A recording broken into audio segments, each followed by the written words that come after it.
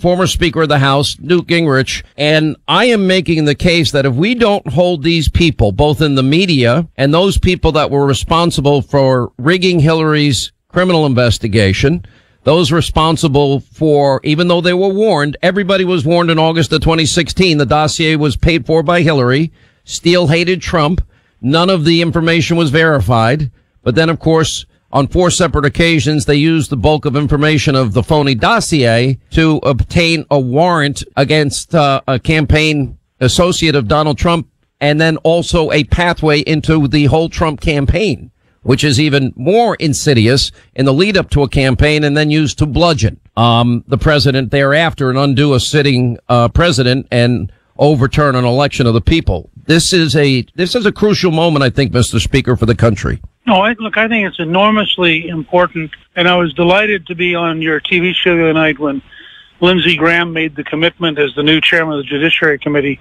that he is going to pursue this and not give up on it. I think the president should very proactively have the White House counsel reviewing everything that can be released. I see no reason why they can't release everything about the FISA warrants, for example. I agree with Andy McCarthy's recent column that it's not just about releasing the Mueller report, but it's about releasing all of the other material that surrounds it. And I think we're going to be very deeply sickened by the depth of corruption and the depth of dishonesty, which I believe reaches all the way to President Obama. And I think it puts Vice President Biden in a very, very difficult situation. I mean, running for president himself, he's going to have to answer the question, how much of this did he know? And his answer is either going to be, I was totally out of the loop and pretty stupid and I didn't know anything, or he's going to have to admit that he knew a lot of stuff that he should have been held accountable for, too. The fact that the news media, and look, you lived this in your years as speaker, as I was there the night you got elected and followed your entire speakership, and I didn't think at that time that the press could ever get any more partisan or vicious or nasty, but it really has become a almost psychotic rage that exists every second, minute, hour of the day. And for 2.5 years now, the American people have been fed a steady diet of nothing but lies and tinfoil hat conspiracy theories. I don't know how you hold them accountable except realizing and recognizing something that I said back in 2007, and that is that journalism is dead and that they have an agenda and they're not to be trusted. Well, I have 2 very simple challenges for the news media who have been so obviously pathologically wrong for the last 2.5 years. The first is very simple, and that is that the Washington Post and the New York Times return the Pulitzer Prizes they won for what we now know was fake news on a grand scale. I think it's a very good test of their integrity for them to return those 2 Pulitzer Prizes and the Pulitzer Committee to review how it got suckered in like that. And then second, I think the news media itself, in honor of the whole principle of the First Amendment, the news media should appoint a blue ribbon commission to review how they got it so wrong. I mean, what were the patterns and what are the lessons for the future? Because I agree with you. If they just go down the road, as Jeff Zucker said yesterday, that they did everything right and they were just doing their jobs and they have nothing to be ashamed of, they're going to be down to about 30% of the country believing them and 70% of the country knowing that they're just left-wing cuckoos. Well, yeah, I agree. You can see a dramatic drop-off, though, because they created this anticipation. And you saw it different days, different nights, depending on what the news was. We've got him. We've got him. We've got him. And then there was the letdown. And there's only so many times you can build up such anticipation in people. And then when you finally get the final report and it's nothing near what you were being told, talk about over-promising and under-delivering. This is the height of it. But in the midst of that, all that has been said about the president, a former CIA director, calling the president treasonous numerous times. And that's some of the more mild comments that he has received. But the giddiness, the happiness, the joy with which they were advancing their own tinfoil hat conspiracy theories, that they really wanted to take down a sitting president. Yeah, look, no one should be confused. The liberal media hates Trump, was desperate to destroy Trump, were waging war on Trump. It's the most difficult 2 years, not counting the Civil War. It's the most difficult 2 years I can remember any president having. And he bore up under it, frankly, like a pretty good trooper. I mean, this is a guy who had 92% negative coverage for almost 3 solid years. He watched personal friends being chewed up. One of the questions we should ask is, how much total money did innocent people have to spend? I talked to somebody last night who spent over $1 million just dealing with questions, none of which had made any factual sense at all. And you go down that kind of a list and you think to yourself, I mean, how much money did innocent people have to spend on behalf of this witch hunt just to defend themselves? And I think we'll never know the full amount, but it's got to be in the 250 million to 500 million range. And it's just part of the damage that was done. But there's a deeper damage that I've begun to write about, Sean, and that is that we've spent 2.5 years, counting the run-up on the election, talking about garbage. The Chinese just signed a contract to run Trieste and Genoa. Genoa is the biggest port in Italy. Trieste is the most important port that lets them go straight into Austria and into southern Germany. The Chinese are on offense, winning on 5G with Huawei as a company.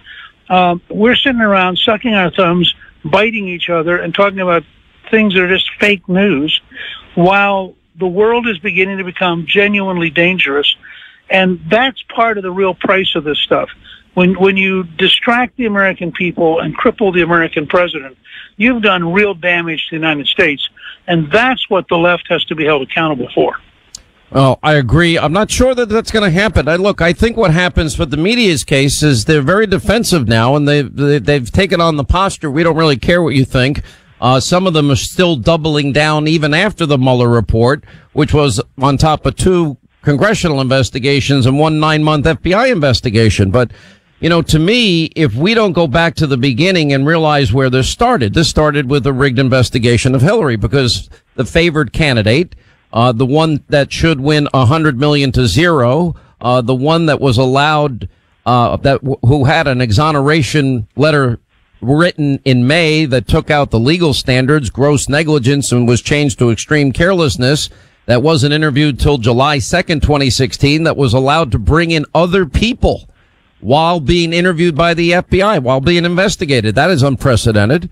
Also, similarly, you know, and then they admit that there was classified top secret information on that mom and pop shop bathroom server in the closet. And then the biggest slam dunk obstruction case. And then, of course, the money funneled through a law firm to an op research group to hire a foreign national. And they don't verify any of the dossier because it's unverifiable. And then that's the basis of a FISA warrant to spy on the opposition party candidate and disseminate false information before an election to the American people. Like, all of that combined. How do we get that right? How do we hold all accountable? That, to me, is... Well, I think we have to demand it. I think that's where Lindsey Graham is going to play such a pivotal role. I think the committee he chairs, the Judiciary Committee, has the power to do a lot of digging, to do a lot of subpoenaing. I think the president should ask the new Attorney General to do a thorough review of 2 different parallel tracks. One, how did they have such corrupt behavior against the president? And 2, since it's the very same people, how do they have such corrupt behavior to protect Hillary Clinton? And I think that the president can instruct the Attorney General to impanel reviews of both of those. I think that Lindsey Graham should establish a pretty aggressive investigation on those 2 fronts. And then I think the rest of us just ought to nag and ridicule and harass the news media and treat them with the contempt they've earned, unless they're willing to do the kind of things I talked about. If they would establish a blue ribbon commission, that would be significant. If the Times and the Post would return their Pulitzers, that would be significant. But if they want to play like being totally dishonest and hysterical is the standard they're going to live by, then we should treat them like people who are living by that standard. We'll take a quick break. More with Newt Gingrich, former Speaker of the House. All right, as we continue, former Speaker of the House, Newt Gingrich, is with us. Don't forget his new podcast, Newt's World, on all Apple podcasts for free. And you tweeted out, let's be clear, Speaker Pelosi can try to keep her party in mildly crazy left instead of totally crazy left, but there is no possibility that she can move it to the center. Reparations, infanticide, abolishing private insurance, radical tax increases, open borders. This is the Pelosi party.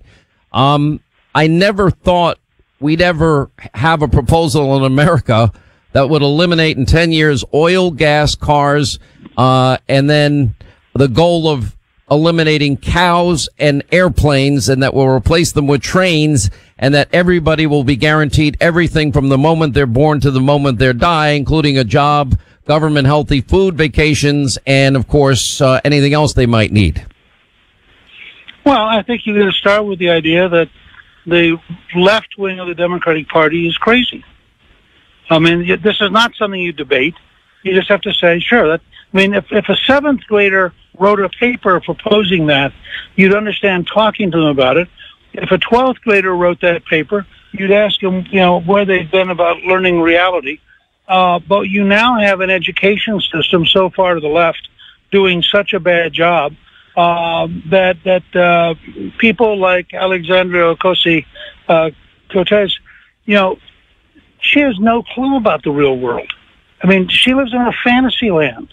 I said one time, this is the Disney World part of the Democratic Party. They think the whole world's like the Lion King, and lions and zebras dance together and love each other, because they have no idea about reality. And I think we have to take them head on. And the point I was making, I'd been asked by a reporter what I thought about Pelosi's effort to bring her party to the center. And I said, that's just totally false. She's not trying to bring her party to the center. She's trying to keep it in sort of a mildly crazy left in order for it not to go to a totally crazy left. And that's why I gave that list of things. I think any Democratic nominee is going to be for reparations. I think they're going to be for infanticide. I think they're going to end up being 70% tax rates, 90% corporate rates. Yeah. That's the standard that their left is going to set. And if they're not for those things, I think the party will split at the convention, and it will be as wild as 1968 was. All right, Newt Gingrich.